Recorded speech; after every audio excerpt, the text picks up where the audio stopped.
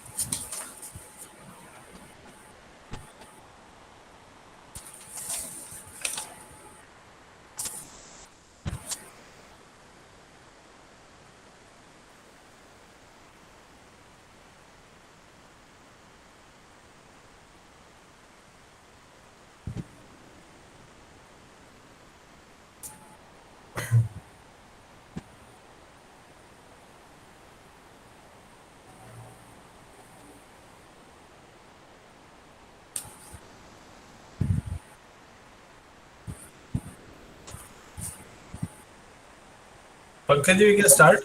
Okay, Ramin sir, shall we start? Yeah. Okay. Good afternoon, all. It gives me immense pleasure to welcome Professor Ranjan Maheshwari sir on the behalf of GWEC family. Professor Ranjan has been working in IIT Kota from last 31 years. He did his BTech from MNIT, MTech and PhD from IIT Roorkee. He is an active member of ISP, ISC and IET. Now I invite Professor Ranjan Maheshwari sir to enlighten all of us with his visionary work. Over to you, sir. Welcome, sir. Okay. Thank you very much. Just to show my face that yes, here I am. Thank you very much, everyone, for inviting me. And now I would like to open my presentation. And in this due course, we'll be starting uh, our discussion. So participants can stop me whenever they feel like. They can interrupt me, and we can have a discussion so that it will be a two-way discussion rather than a monologue. है ना? So is my presentation audible, visible, Yes, sir, it is visible. and is it moving forward? No, sir, I think. It has not moved. No, no, sir, it's not moved. Oh, that is actually a typical bug in this Google. Yeah. So we have to do something else. I'll just do then. I'll share my entire window with you so that yeah, entire screen. Then it works. Okay. Okay, sir. There's a typical problem when this bug is there. I'll ask Google people to correct it. Uh,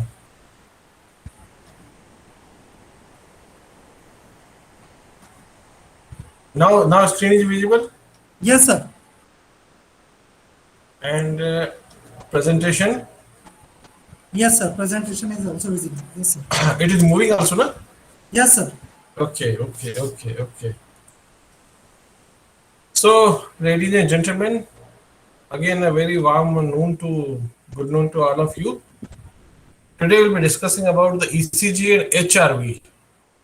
HRV is stand for heart rate variability, and it is a typical feature we take from ECG, and then we try to find out some non-cardiac type of non-clinical type of parameters from ECG with the help of HRV. Is it visible, everyone? Yes, sir, it's visible. Okay. So, what the heart is? Let us discuss. Contrary to the prevailing poetic belief, the heart is not a place of stay or worship. You can see on this, दिल एक मंदिर, हम आपके दिल में रहते हैं. You can't. It is not a commodity of exchange.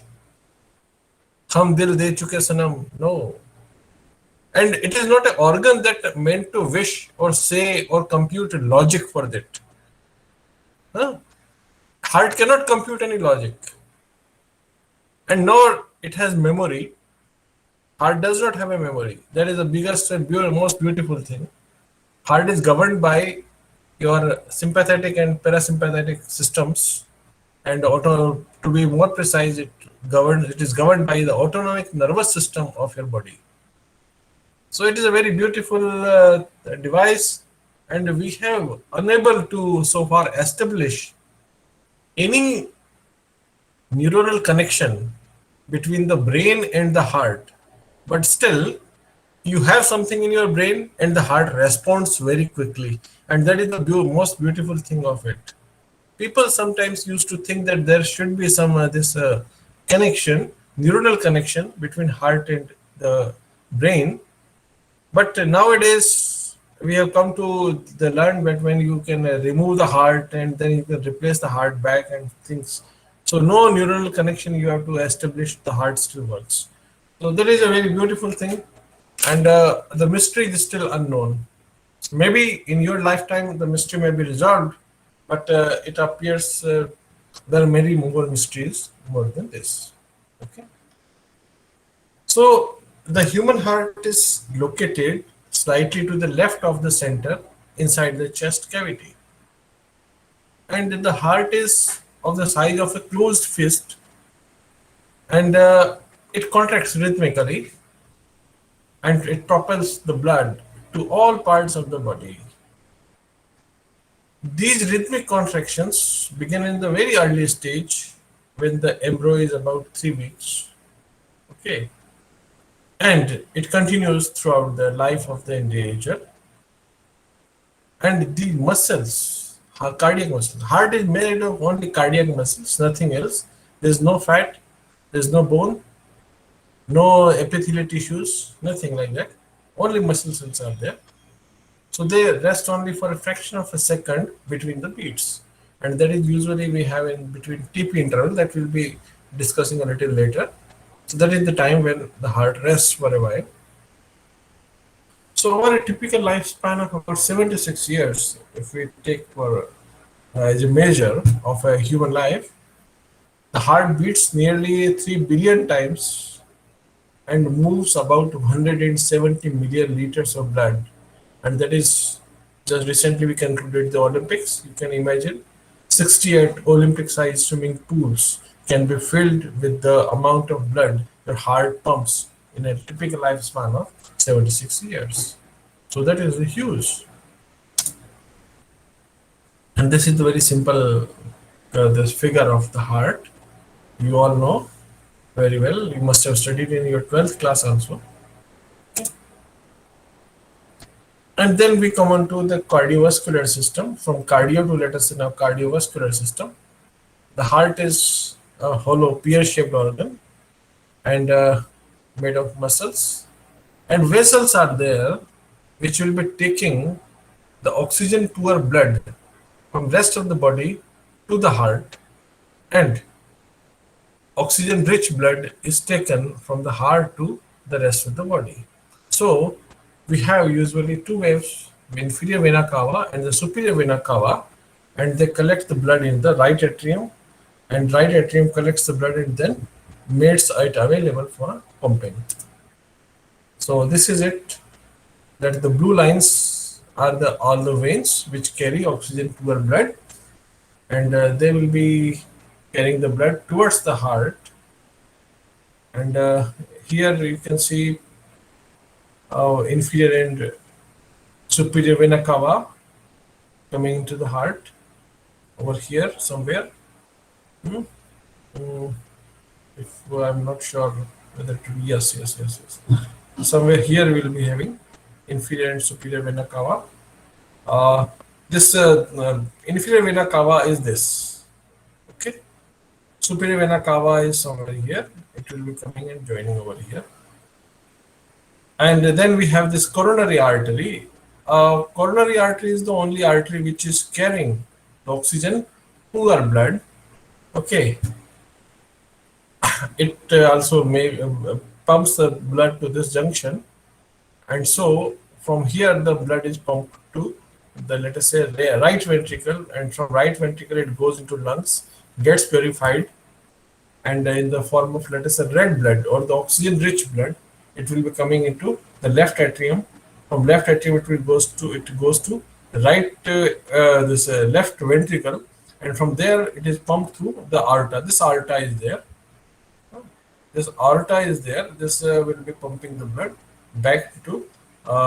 There will be three branches again. This one will be jugular will be taking the blood directly to the heart, and then two more branches are there. One will be taking on the upper torso, and the other one will be taking on the lower torso.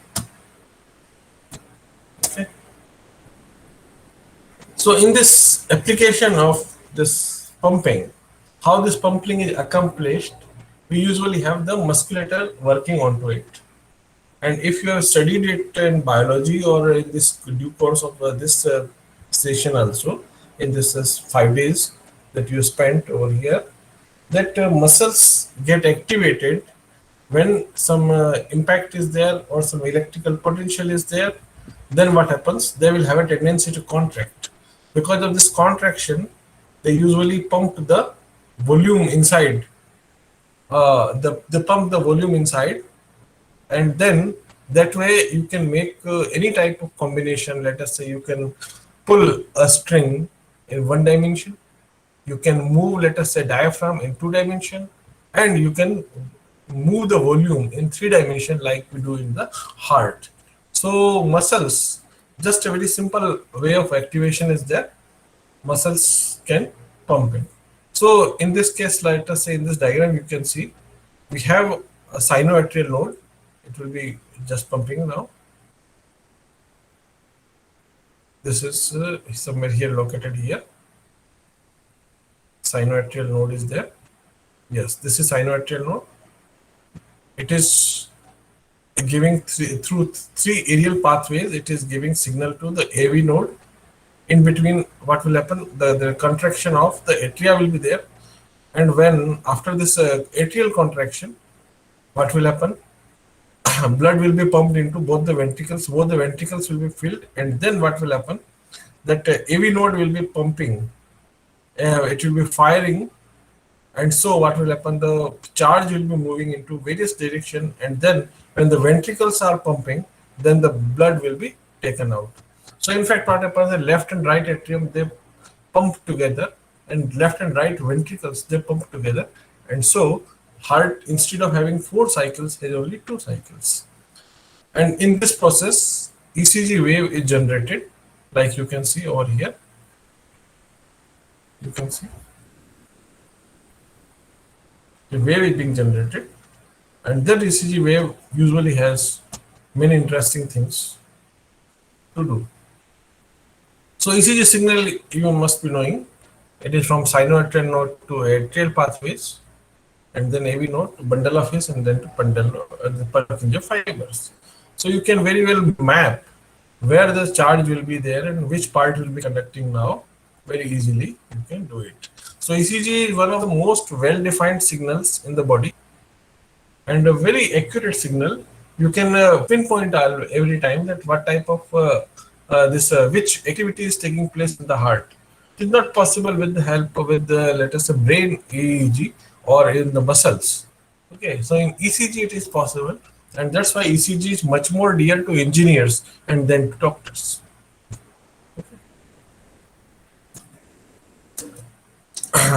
So clinically, you can see in ECG, usually this 1 millivolt is equivalent to 1 centimeter, and usually we have 0.2 seconds equal to 1 centimeter. So if let us say there are 5 centimeters on the stream and in X direction, then they constitute 1 second.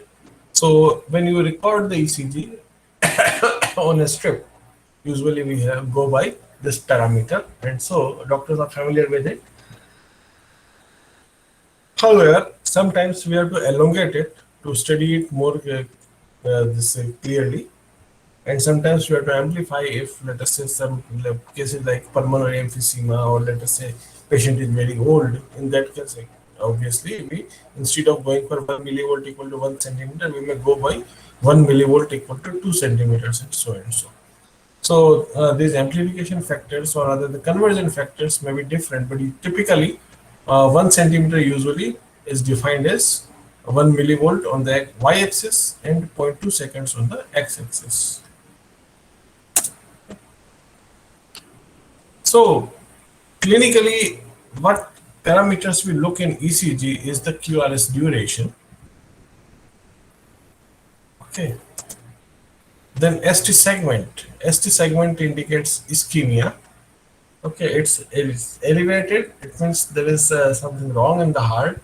The heart muscles are now demanding for, let us say, some rescue or some, let us say, nutrients are getting less or oxygen level is getting down. So then ST segment changes will be observed. And QT interval is very useful in determining certain type of cardiac ailments, and QT intervals can tell you about chronic as well as acute cardiac ailments as well.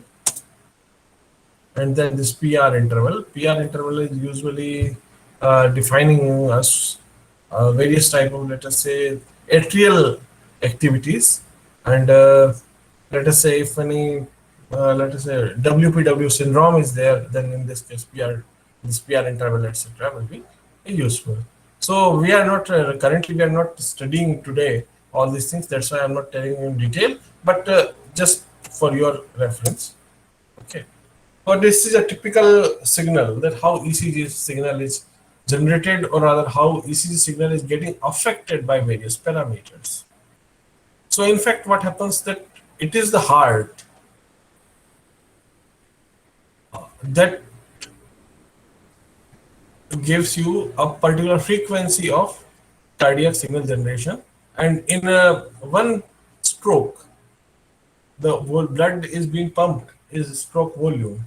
So if you have both of them combined together, then you will be having cardiac output. Okay, so heart rate and stroke volume, when they are both combined together, then you will be having the cardiac output. Cardiac output means the amount of blood that is taken out from the heart is cardiac output. And this cardiac output, it goes into the vascular system.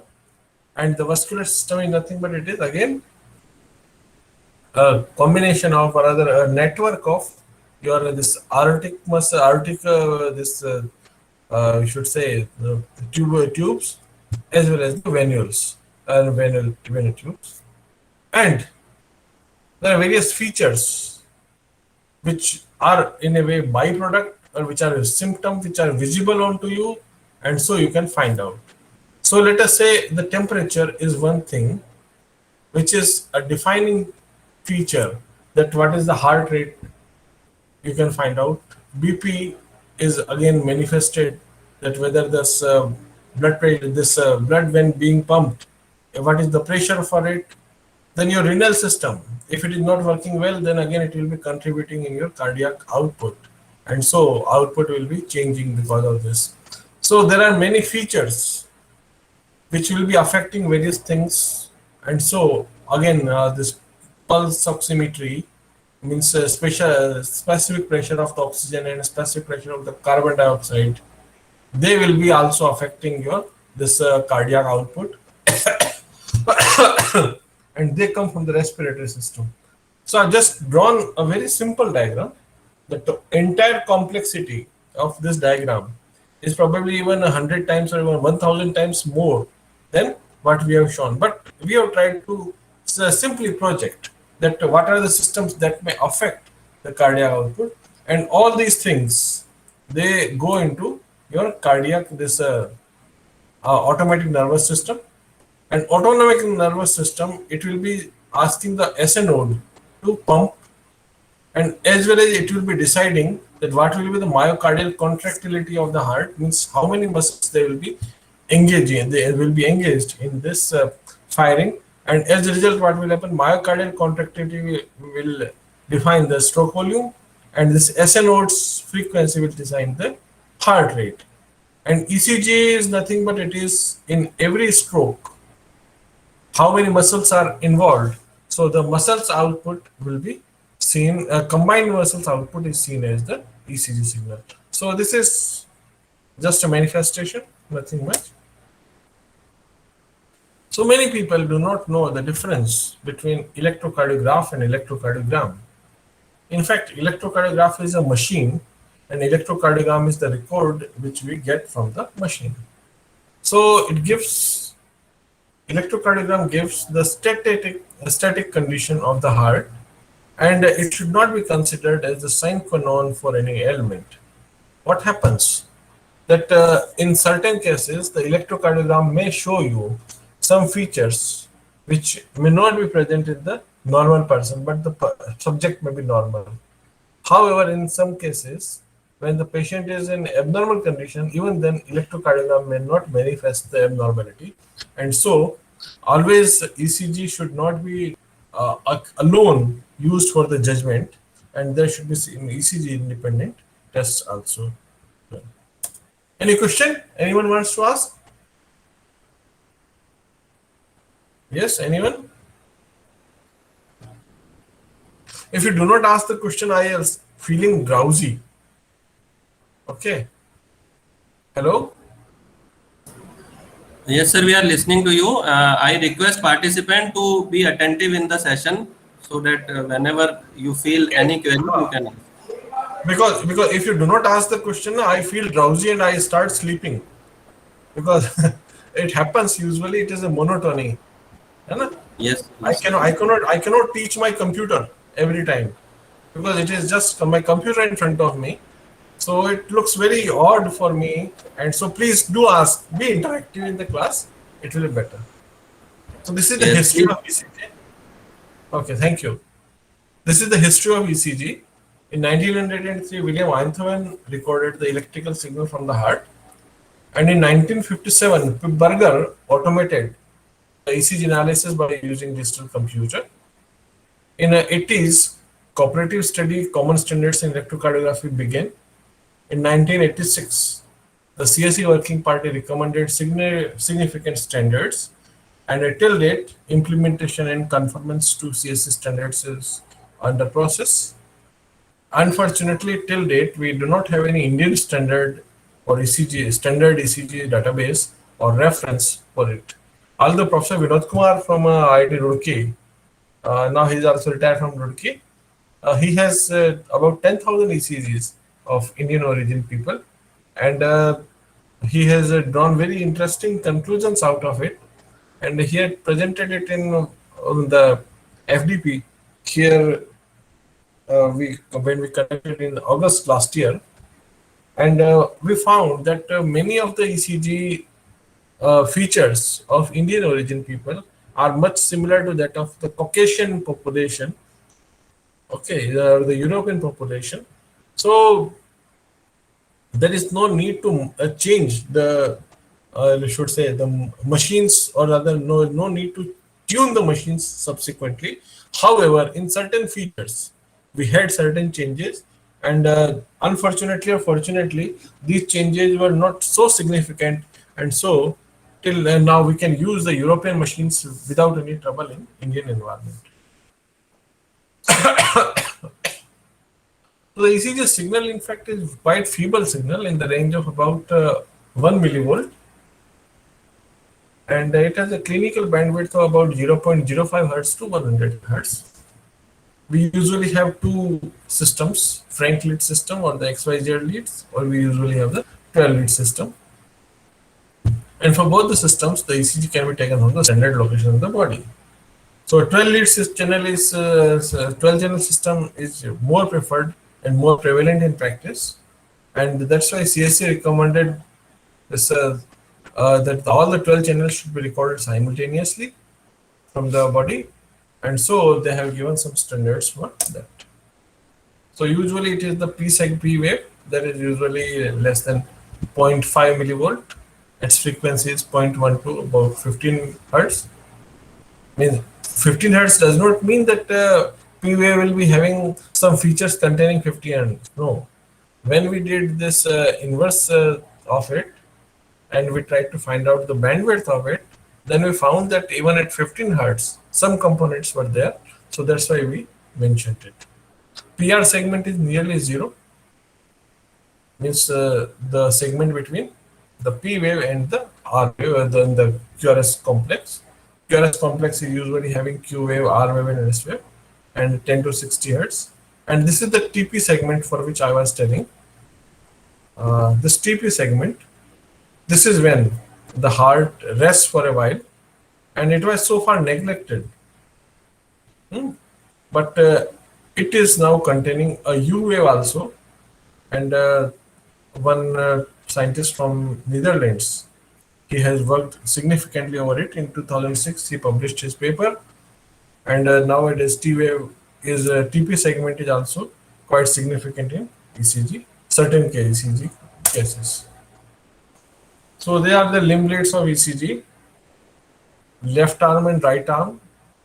Between left arm and right arm, we record lead 1. Between left leg and right arm, we record lead 2. And between left leg and left arm, we record lead 3.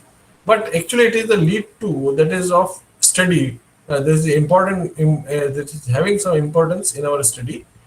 Lead 2. Why? The reason is very simple.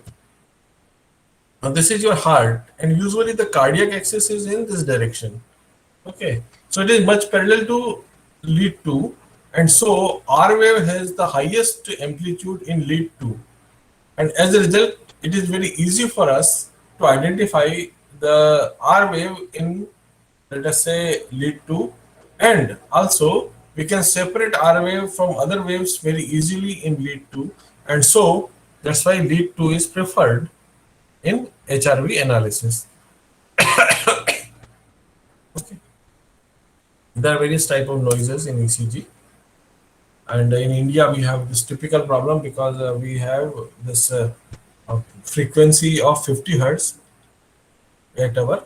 So this power frequency is 50 hertz, while in US it is 60 hertz. So because ECG waves usually have a frequency domain up to 60 hertz. So in Indian conditions, because we are having frequency of about 50 hertz, so our waveforms usually fall in between this ECG, should say, spectrum, and as a result, it is very difficult for us to separate 50 hertz, and we cannot retain the, we should say, the waveform as it is. Whereas in US, you can simply neglect, you can simply have a filter because the power frequency is 60 hertz.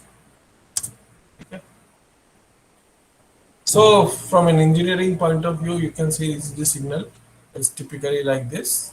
It is having an amplitude range of plus minus 5 millivolt. Okay. And diagnostic range is usually 0.505 to 100 hertz. And we usually employ op-amp for this purpose. We have an A to D converter, and this is how ECG is being taken into your IoT environment. IoT, I think you all must have studied at length in this 3 days or 5 days program. So that's why I'm not touching it much. Only thing is that IoT has got 4 layers, and the last layer is the sensor layer. So I'm dealing with the sensor layer at present. And so if you can make a sensor, and then you can have this communication strategy, amplification, etc., then you can hook up any device onto the IoT, and so it will become available on the internet. So this is what it is all Internet of Things. You can have all the things talking to each other, sending signals to each other. So this way you can integrate your ECG recording also into it. Any question? Okay. So we'll be moving further because these are all ECG processing things. Okay. So usually we have A to D conversion about, and we require about 4,000 samples per second to be recorded. And so ADC usually, our ADCs need not to be very fast. So any ADC, which is even slower, can also work over here. So usually we employ the successive approximation register type of A to D converters in it, and usually they are bipolar in nature. The resolution is often 12 to 16 bit, and So we usually reserve 2 bytes for every this conversion, and so conversion time, it should be less than 20 microseconds. That is our usual this should requirement, and you can have Bluetooth connection. This is a typical train of ECG wave instance. Means you can see here it is. Let us say first instance we are having an amplitude of, let us say, 25. Next is 27, then 30. These instances are not calibrated, so they are not equal to, let us say, millivolts or even microvolts. Okay, they're only directly taken values of your this should say A to D converter. Okay, so they have not been calibrated. After calibration, certainly we'll be having different values. They are not calibrated, and so this looks like this. This is the waveform. Waveform of this entire thing is like this. So you can see there is a peak at nearly about between 600 to 700, and if I press it back, you can see some peak here.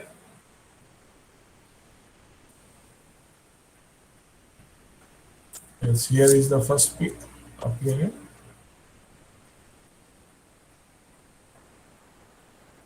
This is the peak that is appearing. So this you can very well get. Okay. So ECG signal processing usually is performed to reduce the power frequency noise, because in India it is very high, so we have to reduce. Then artifact noise we have to reduce, because artifact noise means crackling of your bones, muscles, etc. And because of that, high frequency noise is there. We reduce that also. We reduce the low frequency baseline wandering also, and because baseline shift is there, we have to eliminate that also.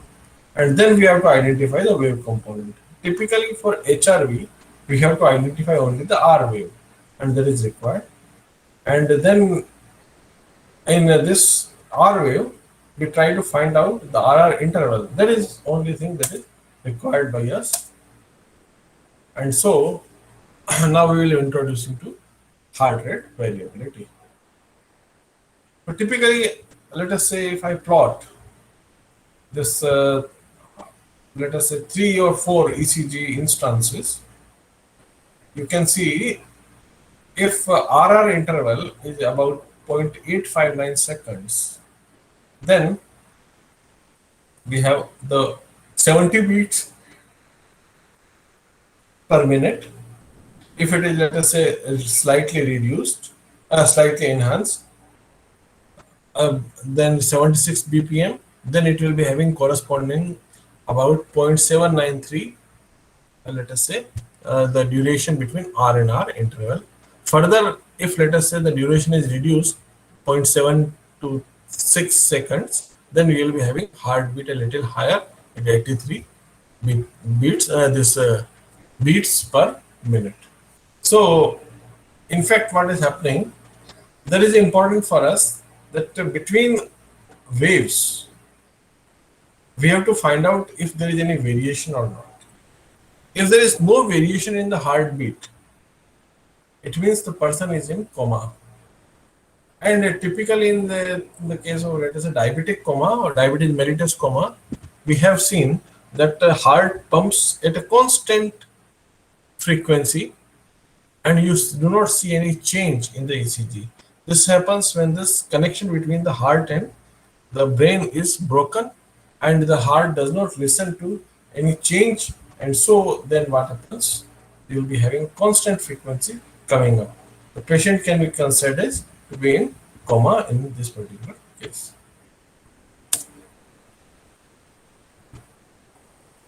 So what happens, that heart rate usually varies because of 2 reasons.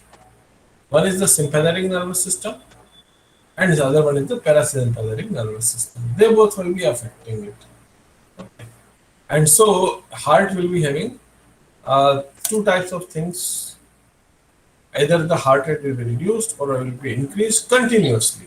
It cannot happen that it will be doing for a while and then it will not be doing. It does it continuously. So autonomic nervous system, again, as we can see over here, it has two components. Parasympathetic nervous system, it will relax the body, and then what will happen? It will slow down the high energy functions. Like it will be asking you to relax for a while. When you will be relaxing, what will happen? Your metabolism will be somewhat reduced, and it will relax your brain also for a while. It will energy demand will be reduced. And the sympathetic nervous system prepares the body for, let us say, fight or any intense physical activity, and is often referred to as the fight or flight. Means either you run away or you fight with it. So that type of response is, or survival. Basically, sympathetic is usually meant for survival. Okay, so it will increase your heart rate, increase your blood pressure, or increase the force of contraction in your cardiac muscles. It will decrease the gut activity, and it will increase the sweating. Okay, so usually parasympathetic is obtained when you are in yoga, when you are doing some meditation, when you are laughing, or you are relaxing. At the time, parasympathetic activity will be taking place. And where, if you are, let us say, excited, you are under stress, at the time, the sympathetic nervous system will be taking place. This they will be prevailing. Any question? कोई आप लोग सवाल नहीं पूछ रहे यार? मजा नहीं आ रहा?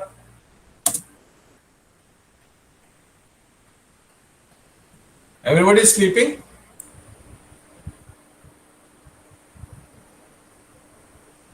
Hello? No, sir. Participants, please, if any query. हाँ, क्योंकि ये तो आपका इंटरेस्ट वाली चीज है. We are talking about your heart and how it works. So if you are not asking the question, I will consider that you are either understanding everything or you are not understanding anything. It is just a binary thing, this way or that way. Even faculty from GWEC can also ask the questions. Okay, because you are also active participants. If you have any doubt, you can always ask. Okay. Sir, I think some of the participants have asked the question in chat box. Oh. How But HRV can be converted? So anyone can read out this for me? Yes, sir. I am reading for you, sir. How HRV can be converted to IoT architecture? Mr. Nishant Kundalia has asked this question. Okay. When in the later part of my lecture, when we'll be coming, at the time I will show you the diagram also.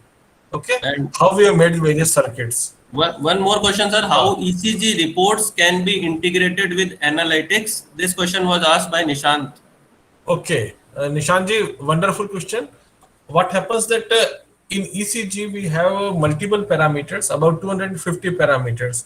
So you can see when we do various combinational studies, then there are a lot more. So usually it is the AI-based systems nowadays, which try to, with the help of which we usually try to interpret. So it's, pardon? So in ECG, what happens that we do take the ECG, but primarily we are more interested into this rhythm, heart rate. Then we try to find out if any block is there, if any emergency condition is there, etc., etc. These things are looked into, and then they are used in IoT. I didn't take this subject over here because nowadays commercially available systems are available. Okay, so with the help of them, you can even record the ECG and you can continuously send it to doctor, and even need not to set to even doctor. If there is an emergency condition, then the machine itself will be start giving you the beeps, and according to the beep you can identify that what type of ailment is going on. And this thing is 10 to 12 years old. Nowadays even there are this voice activated things are also available, and with the help of that you can find out many things. The days are not far away when your Alexa or Siri, they will also be integrating things into it, and this is what the IoT is all about. Okay. Thank you for the highlights, and I am looking forward for the same. In the and this session is highly educative as well as informative to us. Thank you. Thank you, sir. Thank you. So, what are the sources of HRV, heart rate variability? Means what are the factors they will be affecting your heart rate? One is the activity. If you are simply relaxing, not doing anything, then your heart rate will be going down. But if you're, let us say, you are busy in some work, let us say you are playing ball, or let us say playing tennis, playing cricket, or playing hockey, or you are doing mathematics. Okay, and mathematics when you like it. Okay, it's not mathematics when you don't like it.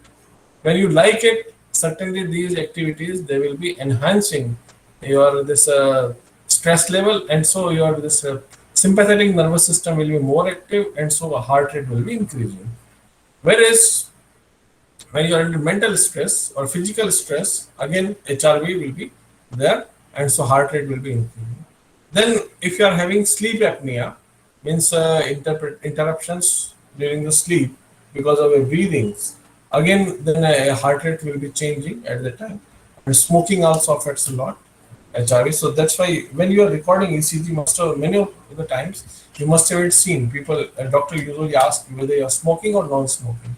Because if you're smoking, then what happens that this changes are very fast because lung capacity reduces, and so what happens that this oxygen intake capacity of the heart muscles, or I should say the oxygen intake capacity of your this red blood corpuscles is getting changed, and sometimes we have seen that RBC size increases, and so there are many dynamic changes we have seen in smoking person's ECG.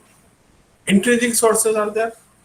Let us say respiratory sinus arrhythmia. When you breathe in and you keep the breathe in for a longer duration, that at the time we usually have a heart rate reducing slightly. But when you have completely exhausted your lungs and at the time you try to, let us say, keep your breathe out and do not take the breathe in, at the time your heart rate will be increasing slightly. Then baroreceptor reflex regulation will be there because your short-term blood pressure regulation is there. Because of that, this heart rate will be varying. Then if your body temperature is changing, then again this heart rate will be changing. Then circadian rhythm is there, that when you are sleeping or when you are acting, when you are active or when you are asleep. Okay, so usually we have a cardiac cycle, this circadian cycle for this for 24 hours. So if circadian rhythm is changed slightly or rather it is disturbed slightly, then it will be a source of this heart rate variability. And there are many other reasons for many rhythms are there which can affect the heart rate. Okay. So HRV usually have two types of analysis. One is the linear analysis, the other one is non-linear analysis. In linear analysis, it is usually the time domain and the frequency domain analysis. While in the non-linear analysis, most prominent one is the Poincare plot analysis. And what these three are, we'll be just studying as I'll try to make it very small and very simple for you people so that you do not get offended by it. Okay, very simple thing, and we will be trying to reach some conclusion out of it. Okay. So time domain, everybody knows that whatever is being visible, that is your time domain. And when you convert into frequency domain, and then the frequency domain analysis we usually do it. So in time domain, where you have various features like SDNN, means it's a standard deviation of the RR interval, or it is usually the NN interval, in the average interval we usually take, and then we take the difference from individual interval, and then we try to find out that what is the range of your this I should say standard, what is the standard deviation in the entire ECG bandwidth. So typically we can say that we usually record ECG for, let us say, 10 minutes or 1 hour. Okay, then for HRV purpose we take the R interval for a while. Means first beat to second beat to third beat to fourth beat, etc., etc. So R interval will take, and then there happens a train, and this train is, let us say, again nothing but again it is a difference of various, should say, durations or seconds. So in this, when you do this standard deviation, you can find out, and with the help of this formula, you can find out the standard deviation.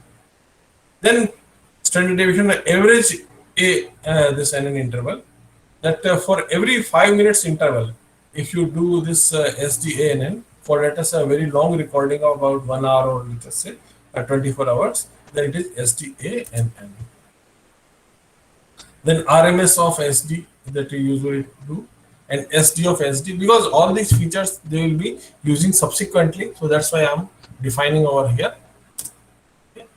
And time domain, then NN50 is there, so that because if any interval difference is more than 50 millisecond, it is recorded NN50, and this proportion is per P NN50%.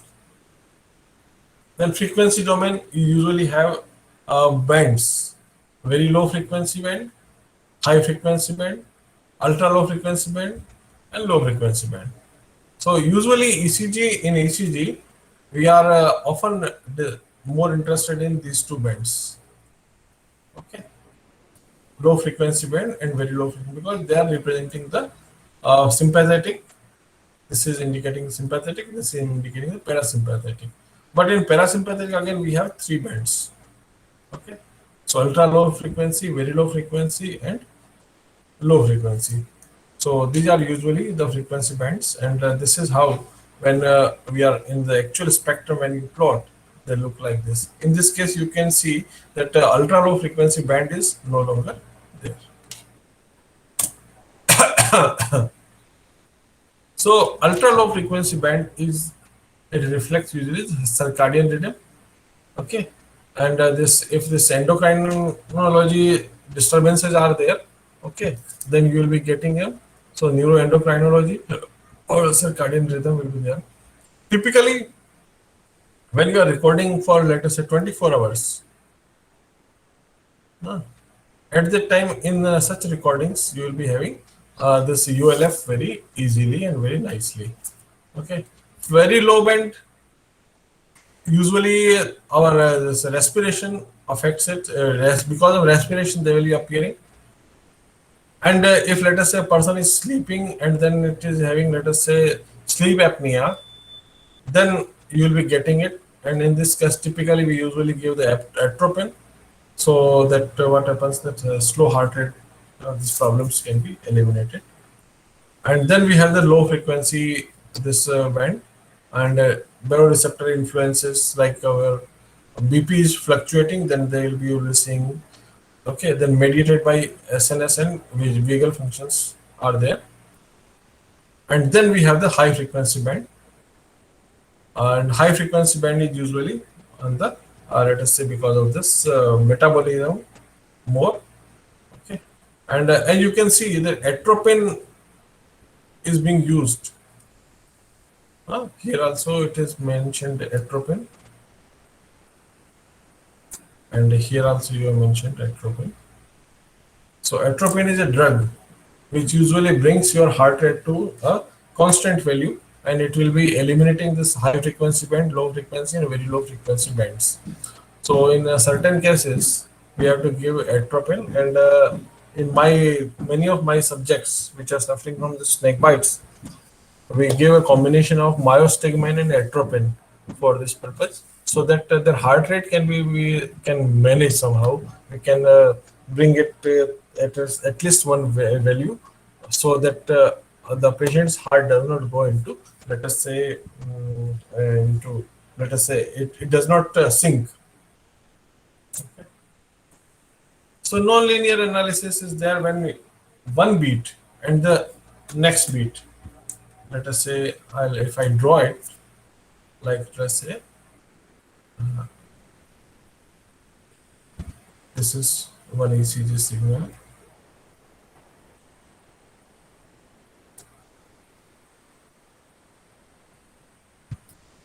Okay. So let us say between this, I say the RR interval is, let us say, R1, and this is R2. Then what happens? I'll be having a train of, let us say, R1, R2, R3. Oh, sorry.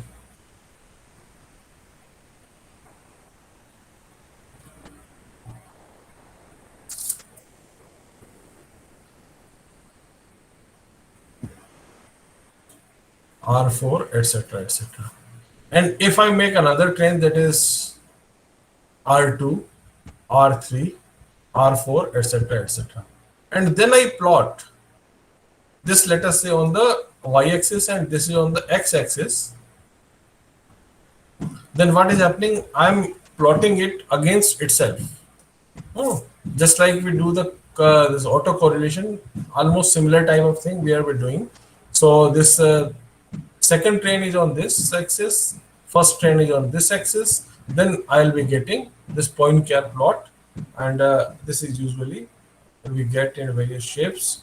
So how this is we are getting, I'll be showing you subsequently over here also. So this is Poincare plot. Okay, and then its axis we can find out with ST1 and ST2. Okay, I'm not taking you into much detail of it because it is not your course, but just you can understand what are various things in it. So usually we amplify the ECG signal, which is between 0.1 to 1 millivolt, and we measure it with the help of instrumentation amplifier. Then we try to find out, acquire, this is, my student has done it. They usually used this Arduino Uno and LabVIEW for this purpose. So with this specific sampling rate, that is important. The sampling rate has to be predefined already. In typical our case, we usually go for 500 hertz as the sampling frequency, and then we eliminate the unwanted signal and noise, and then we take the feature. And what is the feature? We simply try to find out the RR interval. Okay, and then we do the analysis. So typically, this AD8232 is we usually take from this analog devices, and this is a circuit we have made on this PSpice. You can see these are the instrumentation amplifier, 3 op-amp instrumentation amplifier. You can see which is over here. Then you can see here is the high pass filter, C2, C1. This is 4th order high pass filter. Then we have a typical notch filter. This is notch filter. This T you can see of the notch filter. And then we are having this low pass filters over there. And then we are feeding it into our system. So CRO or whatever it is. So this is a circuit made by our student Arjun Singh. We have made various segments separately, and then we've connected them, and we are obtaining them the signal. So why typically we have done it? So that if we want to replace, let us say, any of the modules, we can remove them, we can put another one. So this is the industrial approach usually we go for, and that's why we are doing it. And then usually this is an you should say amplifier. This NI INA 126U instrumentation amplifier. Instead of having 3 op-amps, we usually can go for this also. But many people prefer to go for this 3 op-amp because it is cheaper as well as it is easy to manage. So this is it. So this is your AD8232 module. It is an A to D converter, and also it gives you the output signal as you want. Okay, and its frequency you can control with the help of this frequency signals.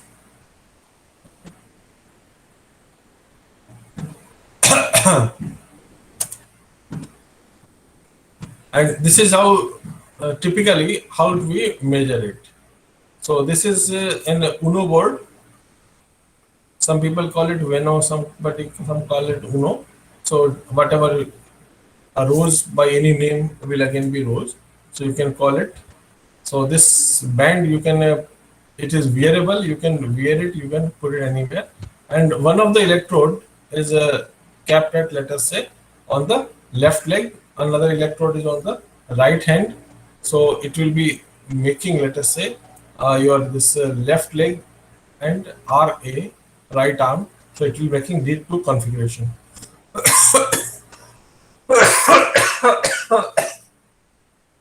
Sometimes we do not use this clep electrodes, but we usually go for the disposable electrodes, which are of this shape, which is having adhesive, and then in between we usually have the silver semichloride jelly, and with this ohmic contact is made, and so we can connect it.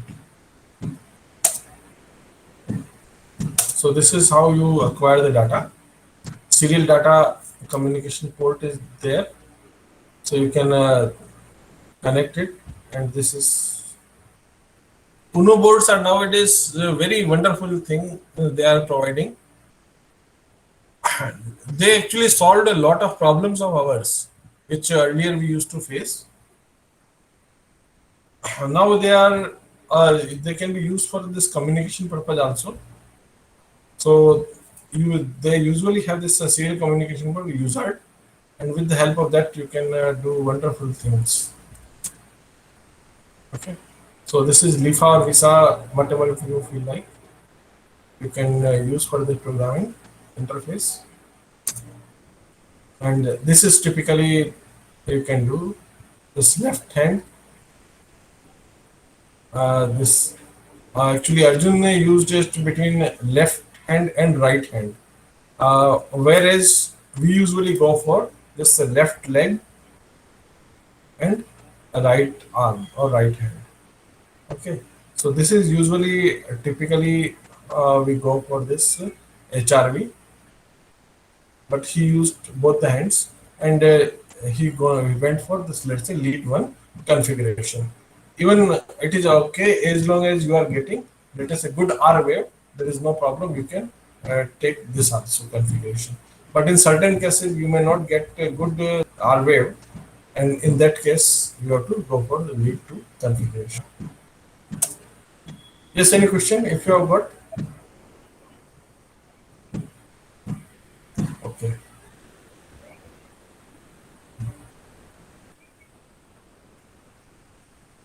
So,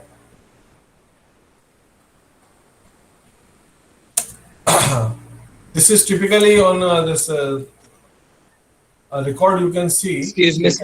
हाँ जी sir आजकल जो smart watches आ रही हैं वो तो सिर्फ wrist पर बनती हैं और वो ईसीजी मॉनिटर करती हैं। हाँ, और जो अभी तक आपने बताया उसमें 3 लीड्स आर मैंडेटरी हाँ, टू मॉनिटर ईसीजी। नहीं, इसमें एक छोटा सा डिफरेंस है। जो हमारे पास जो क्या नाम है, जो ये आती है ना वॉच जो आ रही है, यस यस सर। हाँ, ये वॉच बेसिकली आपके नर्व्स को आइडेंटिफाई करती हैं, आपका ब्लड पंपिंग को, है ना। वो आपका ईसीजी नहीं लेती हैं, वो आपकी खाली पल्स रेट देती हैं। So every cardiac cycle, ECG signal is generated as a byproduct of the muscular activity, but there is a mechanical movement of blood also, ना? तो Yes. आपको रेडियस के ऊपर, रेडियस यानी ये RADI, ये रेडियस, हाँ, दोनों हाथ के अंदर जो होगा तो रेडियस कहलाता है। इसके अंदर आपको at any one location you can feel the pulse also. Yes. So they basically record the pulse and then they will be giving you the output. Okay, so basically it is not ECG. It is not ECG. Okay. They are But they giving you claim pulse. that we monitor 24/7 your ECG. If you are recording ECG, then you will require 2 connections at least. Okay. Fine. So one you can use on your right hand or left hand. or even you can both you can use on your chest or on the upper torso across the heart. Okay, so let us say if this is your upper torso और ये आपका हाथ है अगर मान लो, तो one connection will be here, the next other connection over here, or this connection can be here, but at least you will have to have 3 electrodes, out of which any 2 can be used for recording ECG. जब तक अगर ये नहीं है तो आप नहीं कह सकते कि वो ECG है. Yeah? Okay, sir. Okay. Right. So this is pre-processing of this QRS detection. It is the various Q waves. So what we are trying to find out, we have to find out only the Q wave peak. And wherever this Q wave peak is there, it is called the R wave. This is the peak of R wave. So this is R1, this is R2, R3, R4, etc., etc. And then the RR interval is nothing but it is R2 minus R1, means it's horizontally, because it is a time domain thing, or the time is being measured over here. So R2 minus R1 will be your RR interval 1, let us say. R3 minus R2 will be your, let us say, RR2, then RR3, and RR4, etc., etc. So you have to record all these things only. That's all.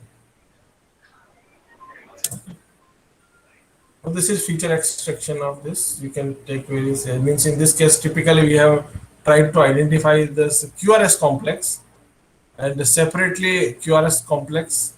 We have separated the QRS complex from, let us say, typically T wave or the, let us say, P wave.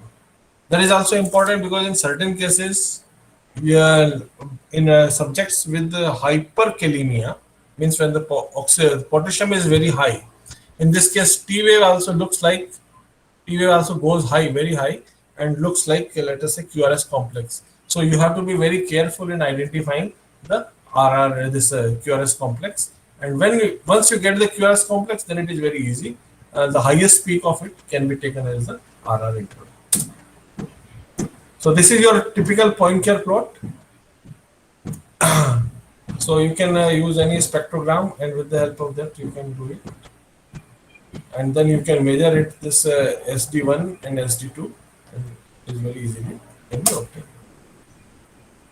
Now, very interesting study that we did. This was Arjun Singh's work, and mind it, this work he did before the COVID. He submitted his thesis in October 9, 2019. Okay. So you can see this work was done when even COVID was nowhere in the picture. COVID was detected in, this coronavirus disease was detected in December 2019. What his work was, the psycho-emotional stress measurement in e-learning environment. And you can all see that all the schools, colleges, and all the learning centers were closed down because of this COVID in the entire world, not only in India. So what happens? We were asked to go for this e-learning. Currently also we are doing this e-learning through in this FDP. But his study had told that it causes psycho-emotional stress in this e-learning environment. And what is the measure? The measure was very simple.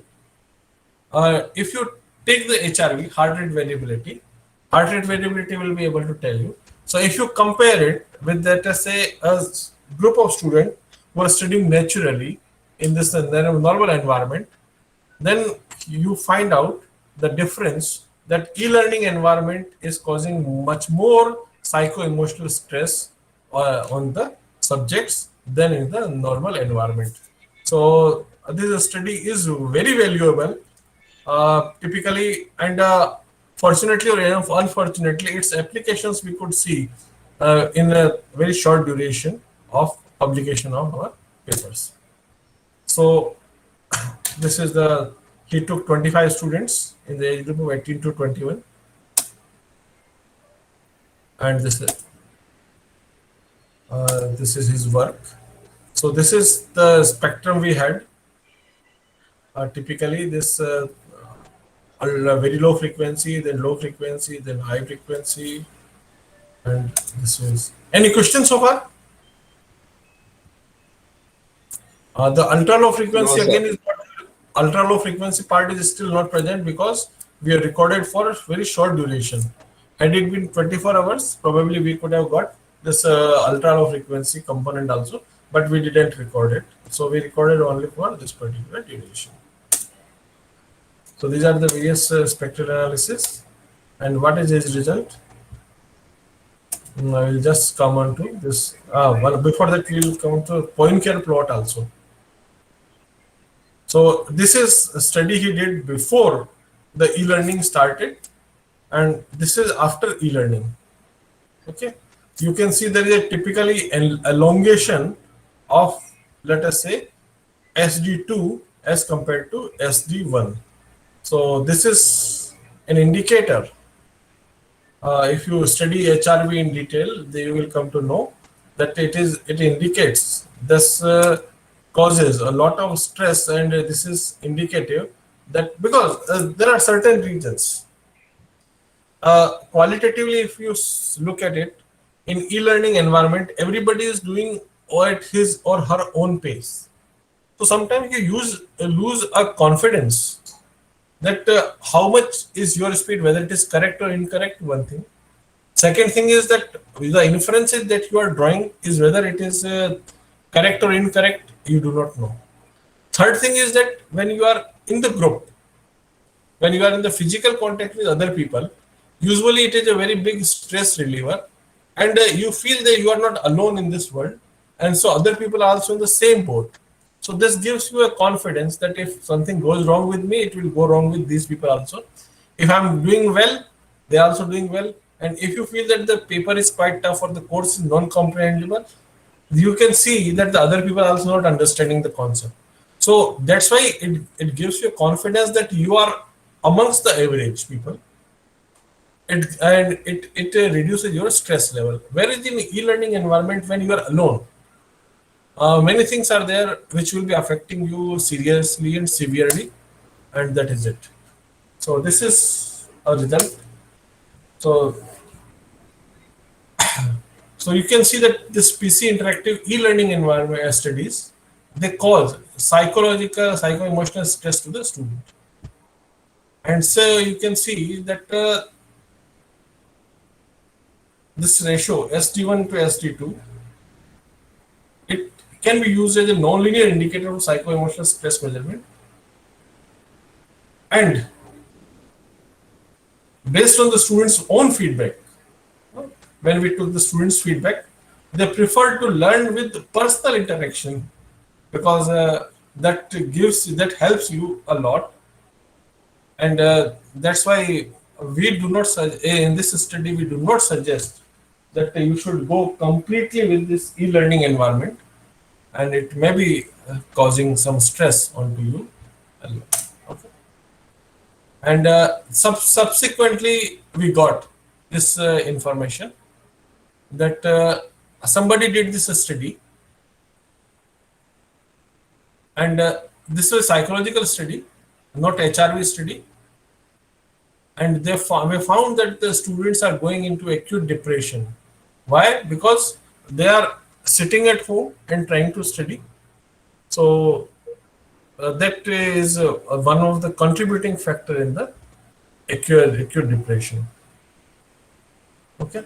Our study was well before even this COVID. Now, this was one part. This one study was towards, let us say, a negative field. That the effect of HRV means with the help of HRV, we studied the effect of, let us say, solo study or solitary study on E in education on HRV. Now we have done something different. This is HRV analysis with music. Music is found to be elevating mood, and everybody knows that universally that music influences mood and emotions to great extent. Music is simply, it is composed of frequency, tone, rhythm, beat, loudness, lyrics, and aesthetics. Sometimes lyrics may be missing, but all other things, ingredients are more or less present over there. Frequency is there, obviously. Tone is there. Rhythm is there. Beat is there, etc., etc. So music is a complex signal and it stimulates the human body at multiple levels. And human emotions produce various psychological, behavioral, cognitive change in the body, and they are affected with the nervous system. So our autonomic nervous system gets affected by it, and so music does play a very important role in a increase or decrease of sympathetic and parasympathetic activity of the cardiac autonomic nervous system. Okay. So your HRV will be getting affected by music. This is the crux of our study over here. So heart rate gets accelerated by sympathetic nervous system, whereas it gets somewhat inhibited by the parasympathetic nervous system. And many papers have been there regarding this. My student Jitendra Jain had done PhD onto it, and last year only he completed his PhD on this HRV analysis. And music was contributing a significant part of his study. Any questions so far? If you have any this query, please ask, so that then we will be moving forward.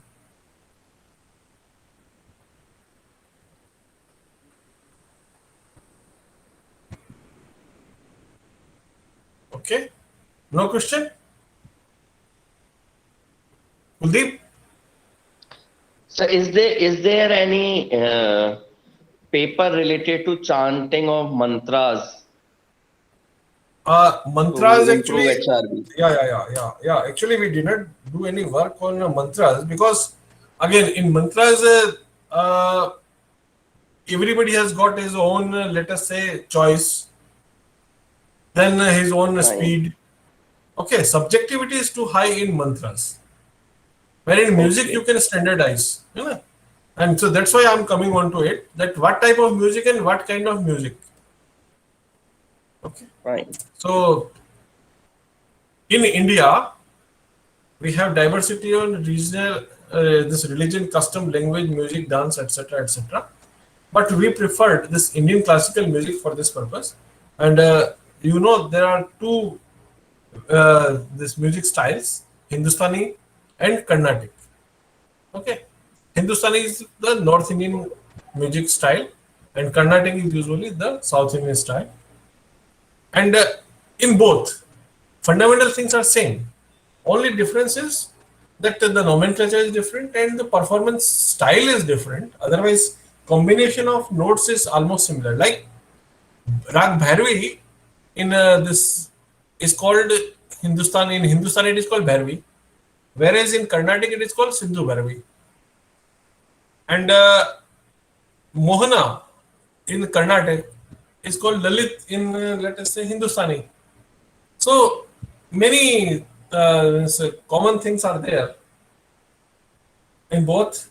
Essence is same, and both the schools of music, they are based on the same one thing, like feelings and emotional content, ras and bhav.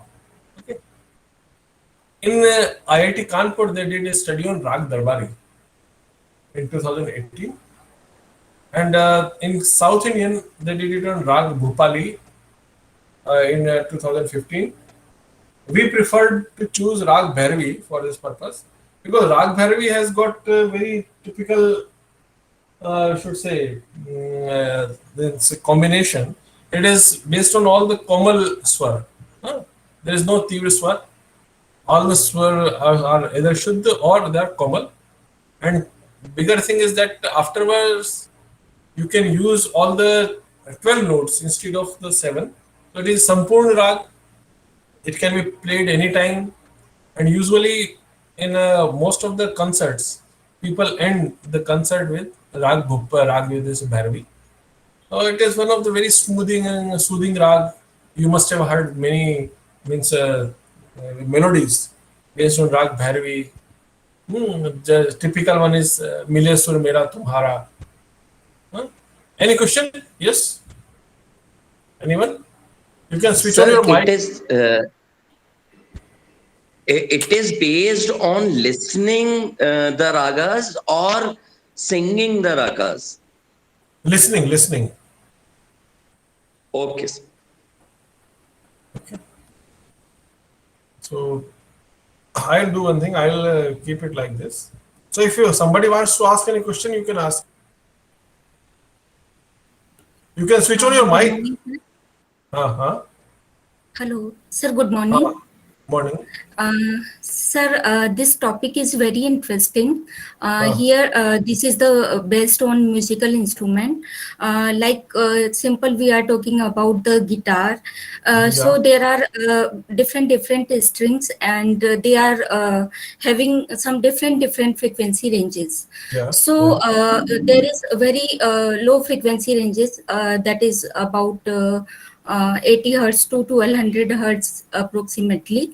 So sir, if we want to change that frequencies, like in nowadays market, in the market, electronic guitar are also there, acoustic guitar or etc. So suppose if we want to change some frequency ranges, or suppose if you want to design some filters etc, so can we design for these guitar or musical instrument? Because I already work on the universal filter, and that filter we can also use for the guitar or musical instrument etc. Okay. So Although, sir, yeah, you are correct. You are very correct. Although this lecture is actually yes, not on the frequency of the musical instrument, but anyway. okay, sir. And the question is that Yes, sir. usually we have this saptaks in music. Yes, sir. And we usually talk and we usually discuss things in this middle saptak. Okay. And typically the frequency range is 256 to about 512. Usually it is considered. Below it we have this mandra saptak. Yes. Above it is we have the tar saptak, and the frequency range that you are talking about is even below mandra saptak. That is even this, we should say ati mandra saptak. Okay, usually we have Yes, the sir. 5 bands. Usually ati mandra, then this middle or the saptak, or then tar, and then ati tar saptak. Yes, sir. So it is up to us and up to you to decide it, because nowadays when the things are converted into digital format, they are only simple Yes, sir. game of the signal processing. You can do anything. Yes. But Yes, the thing sir. is that these guitars and other things nowadays which are being made, they are also very now because of this high level of precision. Nowadays, Yes, what is sir. happening that very precisely you can make any musical instrument, and in violins we have typically in violins Yes. made in France, there is no, means you should say, human intervention in it. So all the pieces which are coming out, they're exactly alike. So it depends upon you that what type of filter you want to design. You can obviously, yes, certainly you can do, and it is possible. But my suggestion is that usually it is the saptak, means the madhya saptak, that is usually the most lovable, or rather we should say most common in Yes, sir. performances. Yes, sir. You And can go for sir, lower also. yes, sir. And sir, about ECG signal, I have already designed the low pass filter, because in ECG signal, we can use the low pass filter for particular frequency ranges. So, sir, can we that low pass filter we can design based on the optical mode?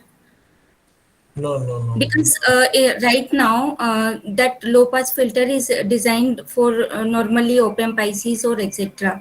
Yeah. But for advanced version, can we use the Hey, optical the path? thing is very simple. Yes, sir. It is a universal phenomena that if you want to, let us say, put just 5 grams of butter on Yes, a sir. piece of bread which is about 5 centimeter by 5 centimeter, Yes, sir. then just a small knife of, let us say, 7 to 10 centimeters will be sufficient for that. Yes, sir. Why do we have to go for, let us say, very big sword, or let us say something of that sort? There's no need. Yes. So just Okay. op-amps are sufficient for this, as far as Okay, ECG is needed, and that's why people prefer Yes, sir. that instead of having just one op-amp, now we can have even the integration of various op-amps, and we can integrate the entire ECG Yes. circuitry in one chip. So that is all Yes, sir. nowadays which is preferred. So many companies are coming Yes. up with it. So this Yes, thing sir. probably might not be beneficial to you if you are trying to do it. Yes, sir. Thank you.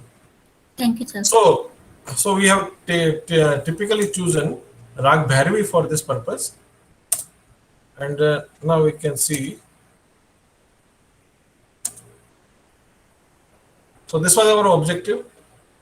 Many other rags are there. You can take, somebody wants to take Rag Yaman also. It is also wonderful. In the evening, you usually play.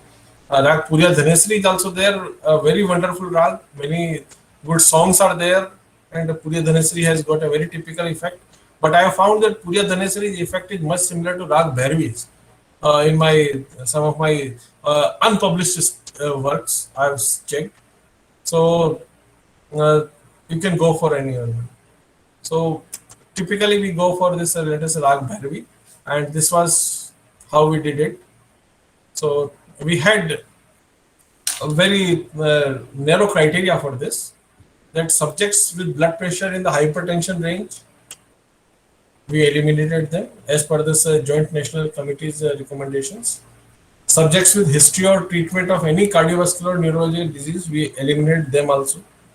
Subject with deafness as reported by individual were also eliminated, because if somebody is deaf, is unable to understand or unable to listen to the music, is of no use to us. So that they were also eliminated. And subjects with medicines intake within 12 hours, they were also eliminated. Means any type of medicine they had taken, let us say like antihistamine if somebody has taken, or to eliminate this fever, somebody has taken some medicine, even we eliminated these people also.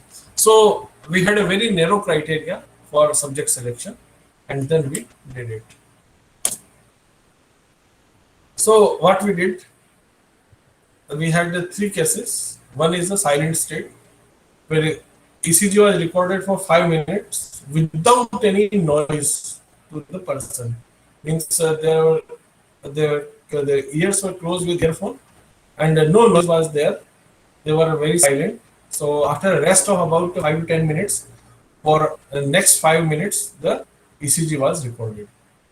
Then, in case 2, a song, popular song based on Rag Bhairavi was played. Why we chose it?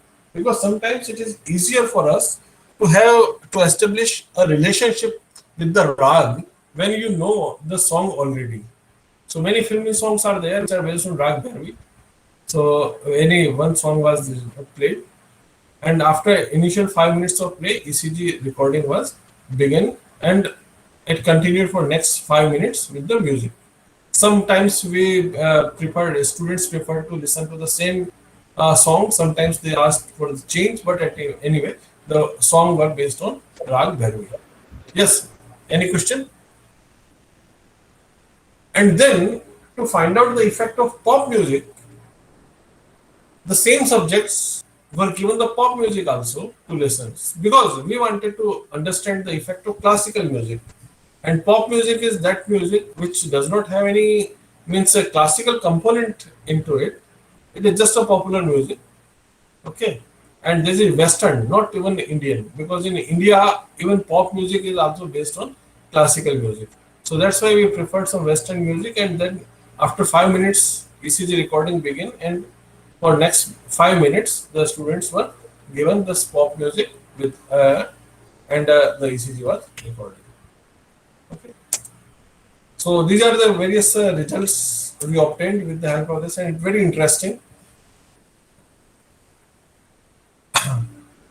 When they were silent, okay, even then the heart rate was a little higher, because then source of anxiety was there. Okay, so heart rate was slightly higher, and it was not like that there's a classical music was given first and then only pop music was given.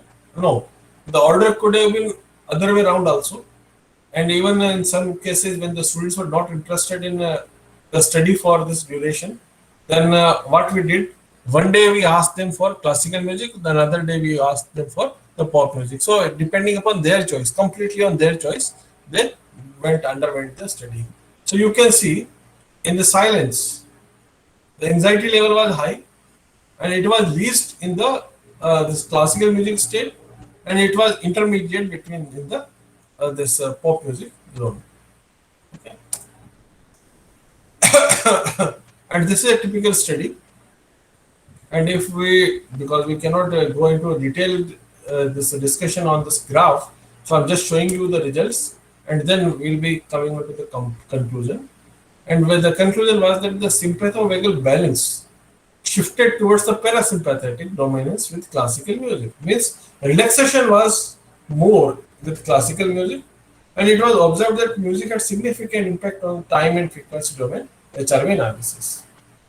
The study outcome suggested that the composition of Rag Bhairavi significantly affected the HRV, and it suggested a relaxing state, and thereby it was reducing the stress, which was found to have higher degree of significance over the choice-based pop music. The student had a choice to choose any pop music of they want, but as far as classical music was concerned, Rag was concerned, it was given by us. So even then, we found that this classical music was much more soothing and much more relaxing as compared to pop music. And similar studies can be conducted with other rags and other type of music also. And look at it.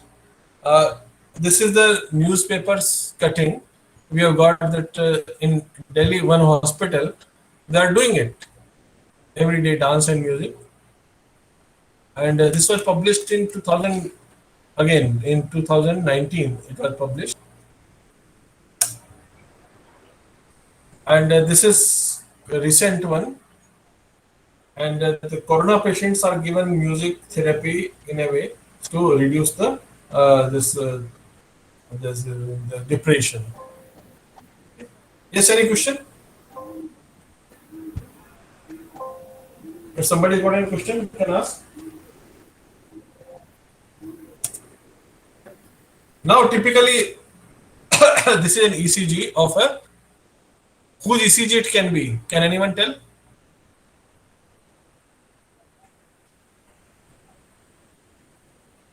Yes, anyone? Any volunteer? Whose ECG this can be?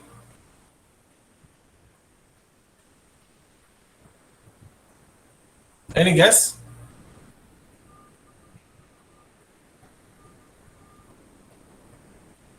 Nobody's there. Yes, sir, but we are doubtful that whose ECG is this. Most probably a person, a living being or a human being, I suppose. Oh, it is not a person who is walking on two legs. Okay, sir. That's why I was confused. It's an animal. Okay, sir. Can you guess? So is it rat? No.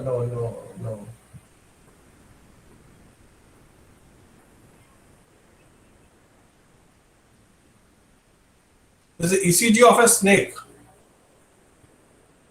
Yes, sir. Yes, sir. Yes, sir. Okay, It can and be an interest- ECG of a snake. Yes, Yes, sir. it is a snake, and typically you can see over here in this part you can see the RR interval is very, very less. This was the time when it was breathing in. Okay, and this is the time when it was not breathing. This was the time when it was breathing. It was releasing its breath, and this was the time when the breath was almost released. So when it was breathing in, at the time this was there, and snakes usually breathe for very, very less time. Okay, in let us say 2 to 3 minutes, they will be taking, let us say, one breath when they're relaxed. So the HRV is far, far different than what we have. Okay, and this is one of my dreams to do HRV studies between mammals and this reptiles, and that probably there lies the region of their longevity. Reptiles can live longer than human beings if you take their, let us say, body weight, meal, etc., all other things. Then they usually have better lifestyle. They have, let us say, less diseases. They have even less food intake required as compared to human beings, and that can be because their metabolism is usually very, very controlled.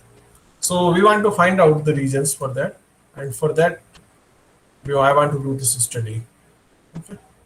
So if somebody is interested, can do it, undertake, and please inform me also that what is the output you have got. That will be.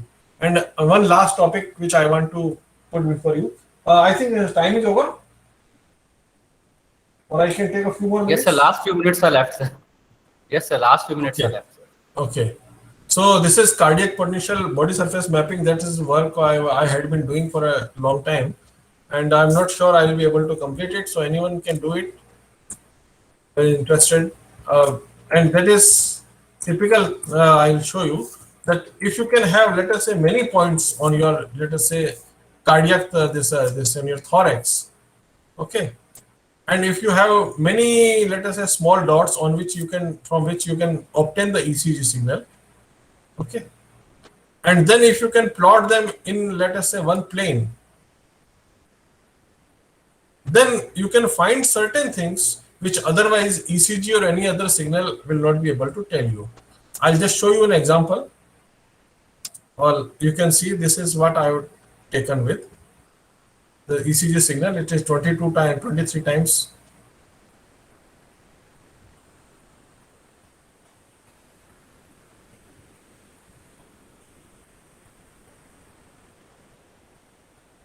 So a beat of 0.7 seconds was expanded to, let us say, 23 seconds. And you can imagine it was about 40 times, nearly 40 times it was expanded.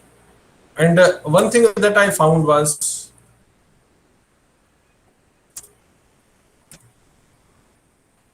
that the right ventricle starts collapsing before the left ventricle. In this case, this is a movement of right ventricle, and then was the movement of the left ventricle. So our heart has got certain means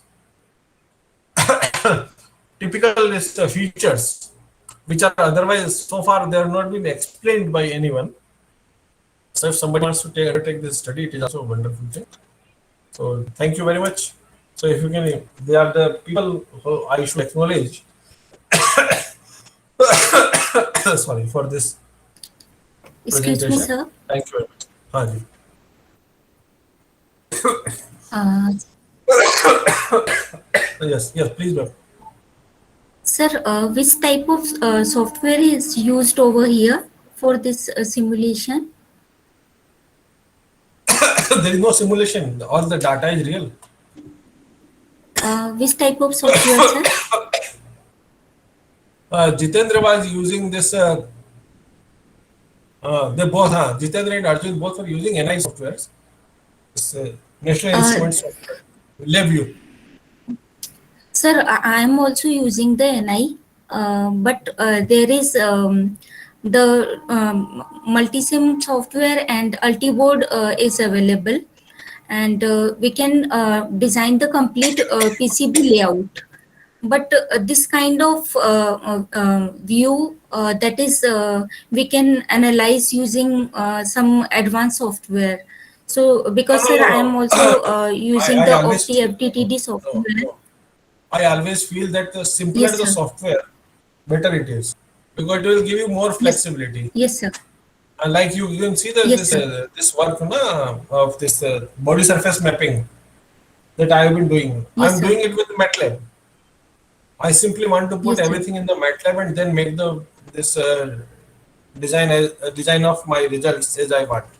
So very simple Yes, thing sir. is that if you go by MATLAB, it is the best. Yes, sir. Okay. So Sir, I even we prefer can. MATLAB over NI. Yes, sir. So, sir, can we use both of the software, NI or MATLAB? Yes, always. Okay, sir. Anyone else? Yes. Anyone else? Okay, participant. Thank you, Ranjan sir. This is Pushpendra Singh sir here. Okay. Thank you, sir, for sharing some. Thank you, sir, for sharing some part of your prudent knowledge bank with us. It's always a gaining experience to hear you, sir. On behalf of GWEC family and workshop stakeholder, I thank you once again and pray Almighty to hear more such topics from you in the near future. Thank you. Anyone wants to ask any question just in the closing Near future, sir. minutes? It will be nice. if somebody wants. Okay. So thank you very much for giving me this opportunity, and I wish you all very best. Thank Our you very pleasure, much. sir. Thank you. Yes. Thank you. Okay. Okay. Thank you very much. May I leave now? Yes, sir. Yes, sir. Definitely. Sir. Thank you. Thank you. Thank you, sir. Dear participant, you are requested to kindly be present at 2:30 p.m. for the validation section, and it is again requested to keep your camera on for this session so that we can have a group photograph of screenshot. Further detail and information regarding other activities will be shared at that place in that session only. So I hope to see you at 2:30 p.m. in the validatory session. Anything, Gaurav sir? Yeah, I'm saying that please fill all the attendances I have shared on the WhatsApp group as well as in this chat box. So if anybody has not done their attendance for the day 1 to day 5, please do it. After 2 p.m. the responses will be logged and we will compile the attendance. Okay. Thank you, sir. Thank you, everyone. See you at 2:30. Thank you.